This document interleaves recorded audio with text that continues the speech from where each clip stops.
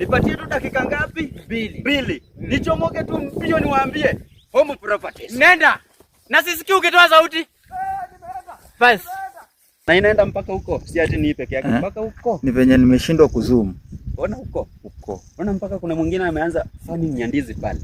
Basi. Ndio huyo mtu amemwaga mawe hapa. Anataka kuanza construction milele kwa milele, lakini home huts ndio mahali watu wanaishigi, unaishi na binadamu wenzako. Lakini ukienda nyumbani huko ni mahali pa kuzikiwa na watu kufanya agriculture. Si ndio? Huko home huts is the key to your home.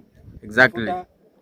Kashamba hapa kuna installment, lipa mdogo mdogo, utakuja upate kashamba kako, lipe mdogo mdogo, ukuje ujenge mahali pako, na si lazima uende ujenge nyumbani. Ukijenga hapa pia hii ni investment. Usingoje lazima uende ujenge nyumbani. Hapa pia ndio nyumbani.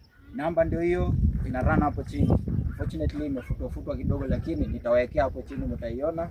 Home huts hii ni Imani Gardens, tumebakisha pieces kidogo. Run for a piece. So guys, vile tumewaambia home house property is the key to your home. Vile unaona mambo iko nywe, kuja lipa polepole upate shamba lako. Na tulisema ukilipa ufikishe nusu ya ile kiwango ambayo tulielewana, tunaweza kupea chance ujenge ukimalizia, si ndio? Ukishamaliza tunakupa title deed yako. Asanteni.